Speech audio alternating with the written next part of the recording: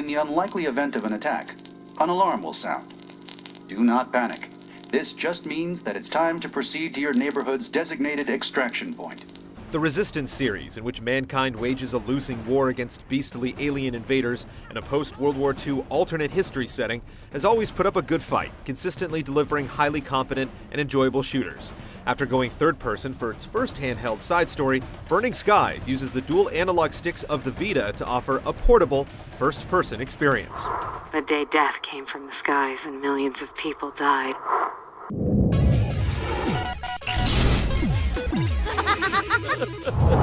Belmont, Coney Island, Greenwich Village, Harlem, Red Hook, and Jackson Heights. The Stinks took all of them. With Europe and Asia conquered, the alien aggressors known as Chimera launch an attack on America's East Coast. As a firefighter named Tom Riley, you'll take up your fire axe against the invaders and take apart the ridiculously unhinged plans of a rogue human scientist. The plot hooks nicely into existing series lore, and you're given a likable partner, but the emotional elements, like Tom's search for his family, are underdeveloped, and the game's retro vibe occasionally veers toward kitsch, sabotaging the drama. It is always darkest before the dawn.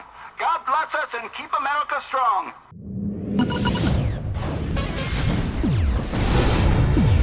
They're getting into the camp somehow. Well, let's follow. Burning Skies picks its battles carefully, working to accurately translate the first-person experiences of the PS3 Resistance games instead of trying to push forward with new ideas. The single-player campaign is sufficiently varied and runs about 6 hours, and the 8-player max multiplayer component focuses on tried-and-true deathmatch variants and an unexciting game type where soldiers killed by Chimera switch teams to kill their former comrades. The overall feature set covers the bases, but still feels a bit limited and even old-fashioned.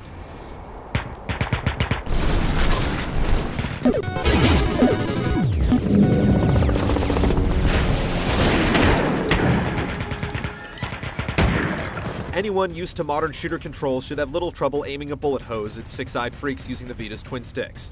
It's not as comfortable or precise as using a separate controller, and it sometimes feels as if the environments have been simplified to cut you some slack, but it's no problem to dodge around the battlefield and line up headshots. The impressive arsenal of weapons you'll accumulate lives up to the series' pedigree, including familiar tools of destruction and introducing a combination shotgun crossbow that shines brightly in the game's surprisingly fast-paced multiplayer matches. Alternate fire modes are entertaining as always, deploying drones, explosives, or guided homing bullets, but the touchscreen features feel forced. You'll have to take your hands off the main controls to use the touchscreen, and additional taps will waste valuable special ammo. A first-person cover system works well enough, and in tandem with the regenerating health system, allows you to take on stacked odds without too much frustration. You okay? I'm fine.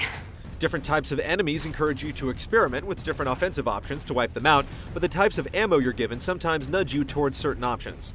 Certain touches in Burning Skies, like the ability to carry every gun you find at once, secret upgrades you actually have to scrounge for, and doors instantly closing behind you when you step into a room full of enemies, give the game what could charitably be called a classic feel. These same elements might sometimes feel overly familiar and predictable, but because the execution is competent and solid, the overall effect is a pleasant break from the de facto contemporary FPS design.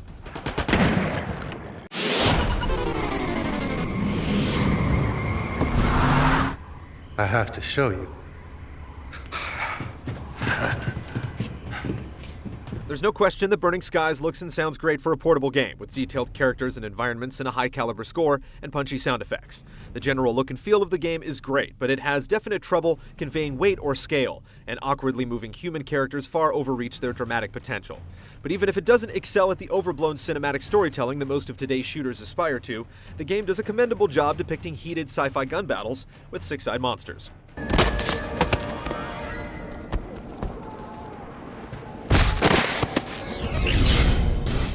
Men, women, and children were slaughtered. Resistance Burning Skies ultimately wins its battle to bring console-style first-person shooting to a handheld platform. No, you won't find volumes of content or progressive new ideas, and the forced touchscreen controls are a minor strategic bungle. However, the well-paced single-player campaign is punctuated by a strong and varied weapon set, and its online multiplayer hits an unprecedented level of quality for a handheld. If you're interested in a proper FPS fight on the go, this could be the war you've been looking for.